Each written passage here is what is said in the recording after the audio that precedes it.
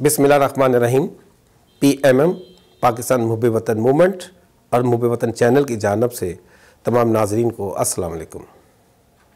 हमने पिछली वीडियो में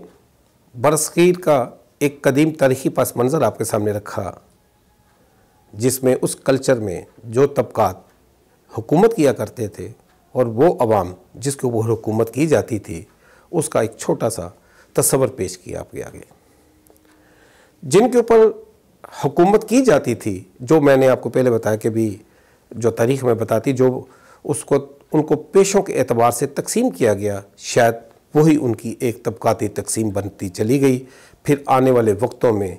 वो जो अफराद थे वो अपनी उसी पहचान में ज़िंदगी जीने पे मजबूर रहे। अब देखना यह है कि एक जदीद दौर आ चुका है, एक मॉडर्न कंसेप्ट ऑफ स्टेट, जमहूरियत ने यहाँ पर अपनी बात को मनवाया है, जो इंसानों को जिसने कबूल किया है और तमाम इंसानों के हुकूक की बालादस्ती के लिए एक जदीद दौर तस्वर किया जाता है, जिसने साम्राज्यी सोच से निजात पाई है। वैसे अगर देखा जाए तो 1400 साल पहले हमारे प्यारे नबी ख़ातमुन नबीन रहमतुल्लाह अलमीन ने इंसानी दुनिया में जो इनकलाब लेकर आए, जिसमें हम बार बार ये कहते हैं और कहते रहेंगे, क्योंकि यही सबसे बड़े फलाई इंसानियत का पैगाम है कि इंसान को रंगो नस्ल में बिल्कुल ना तोला जाए, ज़ातो पात से दूर रखा जाए। इंसान की अगर किसी जगह पे सुपीरियर को देखना है, कि बर्तरी को देखना है, तो वो इस्लाम में उसका इखलाक है, करदार है और उसका गुफ्तार है, यही उसकी पहचान है। लेकिन चलें, हम समझते हैं कि दुनिया में इस जदीद दौर ने भी अगर दुनिया के रहने वाले कदीम अदवार में से जो कल्चर को बदला है, तो उसमें इंसानों ने क्या पाया है। तो यकीनन पाकिस्तान बरसगीर में एक आज़ाद, बल्कि पूरी दुनिया में एक आज़ाद रियासत की हैसियत रखता है अल्हम्दुलिल्लाह, और इसकी बुनियाद भी नज़रिया पाकिस्तान थी। इसका हसूल नज़रियाती था कि जहाँ पर हम एक फलाई रियासत इस्लामी असूलों के ऊपर जो मुबनी हो, उसका क़याम देखना चाहते थे। इसी के लिए एक अवामी सतह पर, जिसे हम कहते हैं कि बिल्कुल एक नेक नीति वाली रेवोल्यूशन चली, जिसने फिर इस रियासत को हासिल भी किया। हम देखना ये चाहते हैं कि उस कदीम दौर जो कि यहाँ पर बरसगीर का था, आया इस जदीद दौर में कुछ बदला, या फिर जिसकी वजह से जो आइडियोलॉजी इस रियासत का हसूल बनी, क्या वो यहाँ पर पनप सकी। अगर आज भी हम देखें कि जो लोग हमारे ऊपर हुक्मरानी करना चाहते हैं, तो एक मुर्सी सियासत है, वरासती नामजदगियाँ जानशीनों की, जो सिर्फ चाहते हैं कि उनका ही ख़ानदान जो है इस पिसी हुई अवाम के ऊपर हुक्मरानी करने का हक़ रखता है। और इसी कशमकश में वो तरह तरह की अपनी उलझनों में, लड़ाइयों में रहते हैं। उसके साथ एक ऐसा अमरात याफ्ता जो उनके साथ जो तबका है, जो रियासी अमूर में, इंतज़ामी अमूर में अपनी साख को बना के रखता है, जो कि उनका मन पसंद होता है, वही वो जगह बना सकता है। तो यकीनन मुआवजना हम सिर्फ आपके सामने ये रखना चाहते हैं कि उन वक्तों में जो कदीम अदवार थे, जब हिंदुआना रस्म व रवाज थे, तो बर्मन को सिर्फ हुक्मरानी का अहल समझा जाता था और वैश्य और खतरी को इंतज़ामी और दूसरे मामलात में अपने साथ रखा जाता था। आज कहीं उसकी मुशाबत तो नहीं मिलती, कहीं ऐसा तो नहीं कि ये मुर्सी सियासत जो है, ये जो वरासती नामजदगियाँ जो हैं, जो सिर्फ अवाम पर हुक्मरानी करना चाहती हैं, और वो तबकात जो उनके साथ मराद याफ्ता हैं, जो किसी न किसी तरह से यहाँ पर इंतज़ामी सतह पर या रियासी सतह पर अपने ओहदों पर बराजमान रहते हैं और हैं भी, या रहते रहे हैं, इसकी मुशाबत के हवाले से थोड़ा सा मुआवजना मैं समझता हूँ कि नाजरीन भी इसमें ज़रूर देखें कि क्या फ़र्क क्या है कदीम दौर में और जदीद दौर की सोच में। और दूसरी बात, वो अवाम जिस पर उस वक़्त भी हुक्मरानी की जाती थी, आज भी उस अवाम के ऊपर हुक्मरानी करने के लिए जो अफराद आते हैं, तो उसका तसव्वुर क्या है।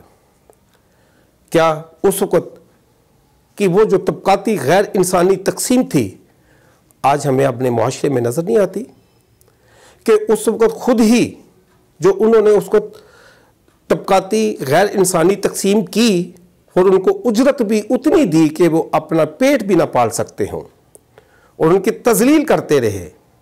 जो बाद में जो मैं दोहरा देता हूँ कि जो सफाई सुथराई वाले अफराद हैं खल्क़े खुदा में से, उनको धोबी के नाम से पहचाना जाता है। जो हजाम का काम करते हैं उनको नाई के नाम से जाना जाता है, किसी को कसाब के नाम से जाना जाता है, किसी को किसान के नाम से जाना जाता है, किसी को खेती बाड़ी के हवाले से मज़ारे के नाम से जाना जाता है, किसी को घरों में काम करने की पहचान दी जाती है, किसी को खाना बदोश कहा जाता है। तो फ़र्क हमने सिर्फ ये देखना है कि आज भी कई ये जो 22 करोड़ पाकिस्तान में अवाम है, हुक्मरानों की नज़र में कहीं अछूत या शूदर की हैसियत तो नहीं रखते,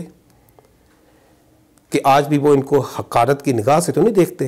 क्योंकि एक आम इंसान का आज भी इंतज़ामी या रियासती अमूर में जो रसाई है वो शायद नज़र नहीं आ पाती। एक आम इंसान का पार्लियामेंट में जाना या रियासी सतह पर किसी बड़े ओहदे पे बराजमान हो जाना बिल्कुल एक खाम ख्याली तो हो सकता है, लेकिन हकीकत में शायद इसका हमें अमली मज़ारा नज़र नहीं आता। फ़र्क सिर्फ हम ये नाज़रीन से जानना चाहते हैं, आप इसके बेहतरीन जज हैं, कि वो जो कदीम दौर था जो मैंने आपके तबकाती जिसमें बर्मन, वैश्य, खत्री और शूदर का जो चाप तबकात थे, क्या आज ये जदीद दौर उस सोच को मात दे चुका है? क्या हम अपने उस इस्तिसाली दौर से निकल आए हैं? क्या ये जो गैर इंसानी तकसीम आज भी हमें मुआशरे में नज़र आती है, क्या अगर हम अपनी आइडियोलॉजी की बात करें तो हमारा दीन इसकी इजाज़त देता है? क्या इस्लाम में कहीं इंसान का इस्तिसाल लिखा है? क्या इस्लाम में या हमारी आइडियोलॉजी में कहीं भी ये सुपीरियर जो आला यहाँ पर विरासती सियासत के हवाले से जो मैं बात करना चाह रहा था, कि क्या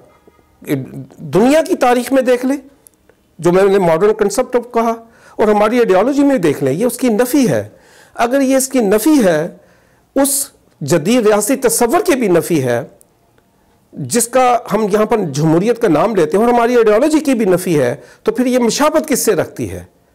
ये मशाबत वो कदीम दौर आपके सामने नाज़रीन रखने का सिर्फ मकसद यही था कि हमें कम अज़ कम इन अफराद को परखने का मौका मिल जाए जो आज भी आवाम को कमतर समझते हैं, हकीर समझते हैं, उनके हुकूक पे गासिब होके बैठे हैं। अल्लाह की इस ज़मीन के ऊपर जो हुकूक इंसानों के अल्लाह ने लिखे हैं, या फिर ये फंडामेंटल राइट्स जो जमहूरियत देती है, जो हुकूक की पासदार बनकर आई है, तो ये सिर्फ आपने इसका फ़ैसला करना है। अब यह है कि इससे राह नजात कैसे मिल सकती है? इससे राह नजात का एक ही ज़रिया है, वो ये है कि वो अफराद जो यहाँ पर इंसानियत के भरम का प्रचार करना चाहते हैं, इंसानियत को अवलीन तरजीह देते हैं, वो आइडियोलॉजी जो हमारी है, जो हमारे अंदर इस गैर मुनसफ़ाना निज़ाम की नफ़ी करती है, उसे पसंद करने वाले अफराद जब तक वो एक बुलंद आवाज़ नहीं उठाएंगे, इज्तिमाई तौर पर इस कौम को एक नई उम्मीद नहीं देंगे, तो शायद ये कल्चर कभी भी यहाँ पर तब्दील ना हो सके। इसके लिए हमारी आने वाली नस्लों के लिए हमें ही इस कल्चर के ख़िलाफ़ भरपूर आवाज़ बुलंद करनी पड़ेगी। इसका फ़ैसला आपके ऊपर है, इसके बारे में ज़रूर सोचिएगा। मुझे इजाज़त दीजिएगा, अपना बहुत सारा ख्याल रखिएगा। व आखिर दुआना अल्हम्दुलिल्लाहि रब्बिल आलमीन।